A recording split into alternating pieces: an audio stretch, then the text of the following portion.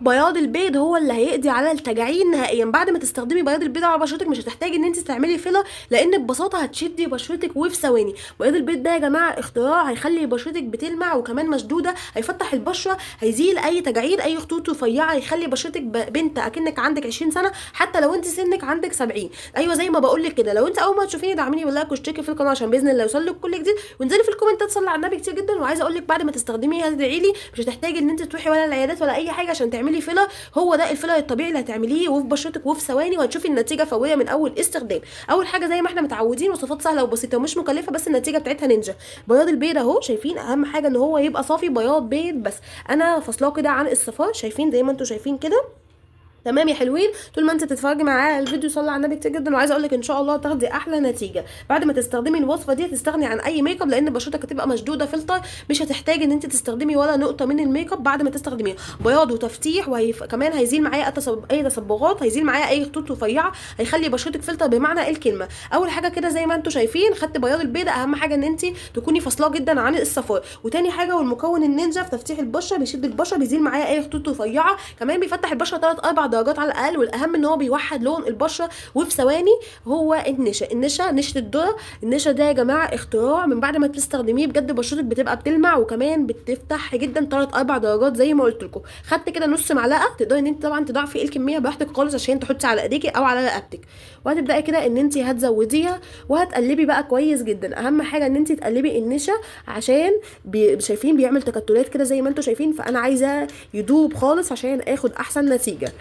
بصوا بكل سهوله كده. اهم حاجه ان انت بس تاخدي وقتك في التقليب عشان تاخدي احسن نتيجه اهو. واهم حاجه طول ما انت بتتفرجي معايا على الفيديو صلي على النبي كتير جدا. وعايزه اقولك ان شاء الله هتاخدي احلى نتيجه اهو. وهقلب بقى كده كويس جدا لحد ما يبقاش عندي اي تكتلات. اهم حاجه ان انت تشوفيش التكتلات بتاعه النشا دي خالص، تحسي ان هما دابوا الاتنين كده كويس جدا اهو شايفين. وتاني بقى مكون معايا، والمكون النينجا بيشد البشره، بيفتح البشره، كمان بيشد البشره جدا، بيزيل معايا اي خطوط تعبيريه. لو انت عندك من البنات اللي بتعاني من خطوط حوالين العين، خطوط في الجبهه، كل ده بيشده تماما. زائد ان هو بيفتح البشره قنبله تفتيح حرفيا. وهو يا جماعه الدقيق الابيض ده خطير في تفتيح البشره، بيخلي بشرتك كده بتلمع وعامله زي البيبيهات من اول استخدام. لو انت اول مره تستخدميه يبقى فايتك كتير جدا اهو كده. خدت معلقه صغيره من الدقيق الابيض وهبدا بقى ان انا هقلب كويس جدا. اهم حاجه ان انت تقلبي كويس جدا عشان تاخدي احلى نتيجه من الماسك ده. هتقلبي لحد ما تلاقي هو القوام المطلوب، شايفين كده اهو. بصوا هو بيعمل كده زي تكتلات عادي جدا، ما تقلقيش. تبداي ان انت بقى تقلبي كويس قوي لحد ما تشوفيش كل التكتلات دي، هوريكم برضه. وبكده يكون جهز معايا. شايفين قلبت بقى كويس جدا لحد ما لقيتش كده خلاص اي تكتلات، بقى سايل معايا زي ما انتم شايفين كده. هو بقى ده القوام المطلوب، ان هو ما يبقاش فيه اي تكتلات. كل ده عشان بس كل المكونات يبقى اندمجت مع بعض وتستفادي وبشرتك تستفاد منه وتاخدي احسن نتيجه. فيلر طبيعي في البيت مش هتكلفك حاجه خالص. من بياض البيضه هتشدي بشرتك ودايما بشرتك هتبقى شباب. عايزه اقول لك من بعد ما تعمليه مش هتبطليه، لان ببساطه هيشد بشرتك ويخلي بشرتك دايما شباب مهما كان سنك فوق ال70. بس كده يا حلوين. وتبداي بقى ان انت تكوني غاسله بشرتك كويس جدا، متاكده ان هي ما فيهاش اي بواقي من الميك اب. وتبداي بحركات دائريه تفرديه على بشرتك كلها، شايفين كده. هتفرديه، هتحطي بس كميه، تزودي الكميه كويس قوي اهو.